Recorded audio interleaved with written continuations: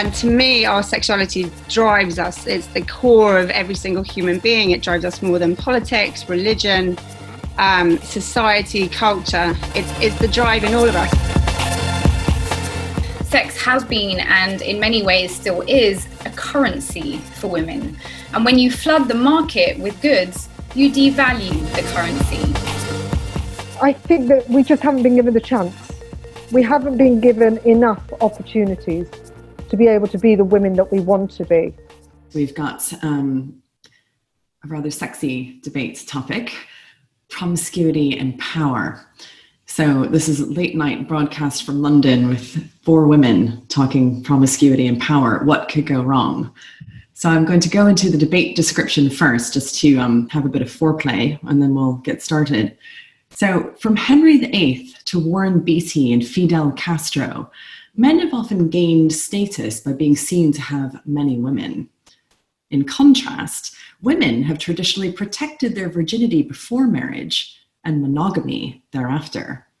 But a new generation of young women proudly proclaim their sexual appetites and conquests, while promiscuous men are labeled players, told to sanitize their locker room talk, and prove their respect for women through monogamy.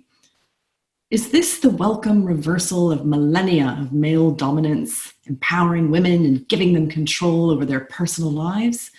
Or is it an illusion to imagine that the majority of women want to be sexually assertive and instead are attracted to men who are? And what is more likely to make women happy and relationships successful? With me to discuss this are 3 excellent speakers. First, we've got Emma Sayle. She's a leading sex entrepreneur and CEO of Killing Kittens, a sex party company committed to female empowerment. We've got Myriam François, who's a writer, broadcaster, and cultural critic who frequently pens for publications including The Guardian, The Huffington Post, and New Statesman, and who's a research associate at SOAS University. And last, definitely not least, Shazia Mirza is a multi-award-winning stand-up comedian, actress, and writer, best known for her critically acclaimed show, The Kardashians Made Me Do It, which is hilarious. To start us off for 3 minutes, first will be Emma Sayle. Should women approach sexual relationships differently from men? So, my answer is not a simple yes or no, because as far as I'm concerned, it's a very ambiguous question that implies that all men approach relationships in exactly the same way. And to me, our sexuality drives us. It's the core of every single human being. It drives us more than politics, religion, society, culture. It's the drive in all of us. But yet women's sexuality in the Western world is the most controlled, misunderstood, suppressed part of any Western woman. And so to me, it's not a question of should we be approaching relationships the same way as men. To me, the question is more, what is stopping women approaching relationships in the same way as men? And we, as far as I'm concerned, women should have the same freedom and the same choice to go into relationships the same way as men, to look out there and say, this is what I'm desiring, this is what I'm feeling, this is what my core sexuality is wanting. But the problem is, society and religion and culture, and from the minute we're born, we have this messaging into us from our mothers, from the women around us, and even the most open-minded mums, like my mum.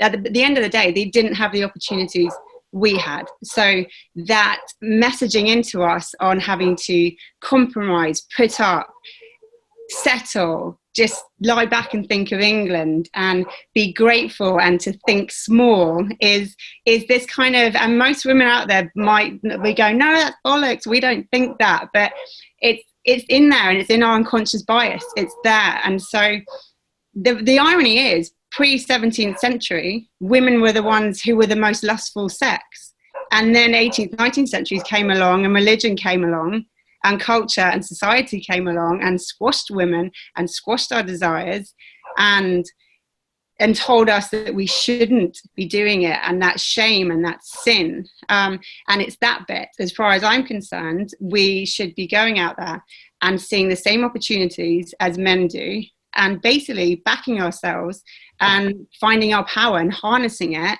sexually to, without fear of judgment, without fear of control, and without fear of shame, and go into a society where there's none of the victim blaming, where the emphasis is all on the woman.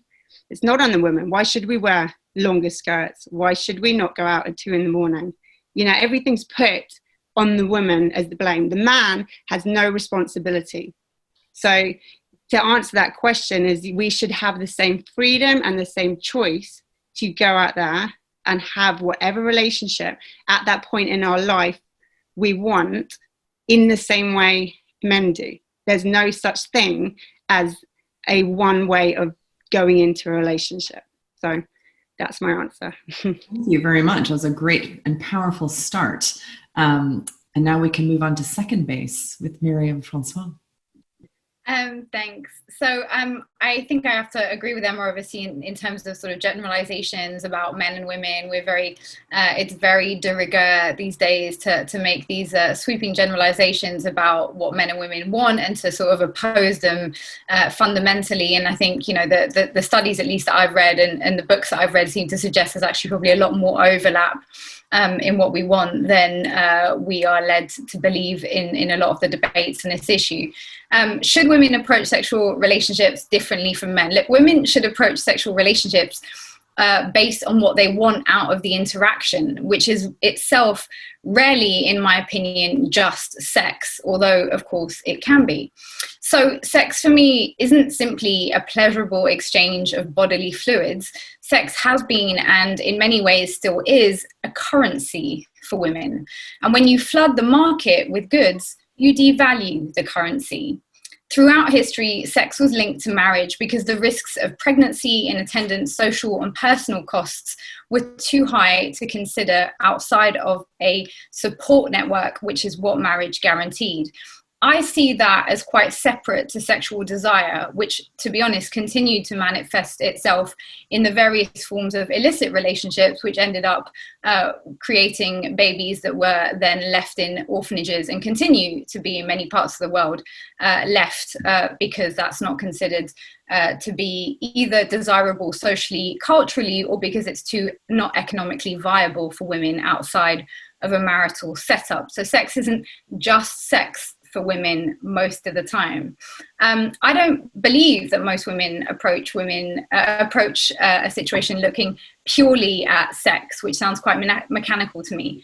Sex is one component of an engagement, and so ultimately our choices with regards to sexual activities should be determined by what you're ultimately seeking out of that engagement.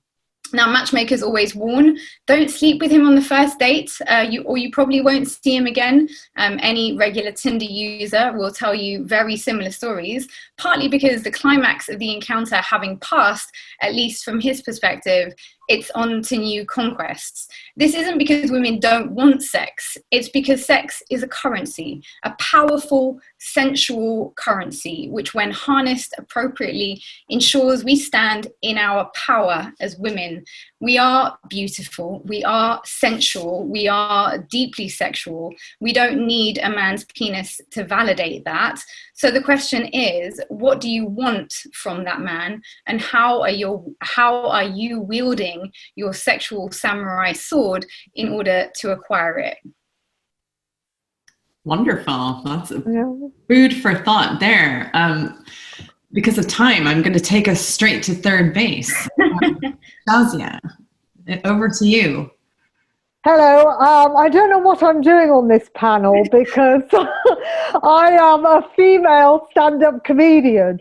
So I have never had the chance to be promiscuous, and I certainly don't have any power.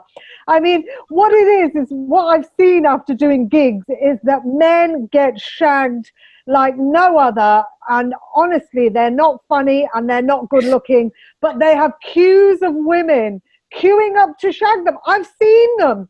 I've been at the Comedy Store on stage with these guys, and afterwards there are women queuing up to have sex with these men, and they can die on stage and still get sex. Let me tell you, that has never happened for a woman. I've stormed it. I've been hilarious. Nobody's queued up to have sex with me. And it's not because I'm not attractive or anything like that. It's men are scared of funny women. To continue watching this video, click the link in the top left or in the description below. Or visit iai.tv for more debates and talks from the world's leading thinkers on today's biggest ideas.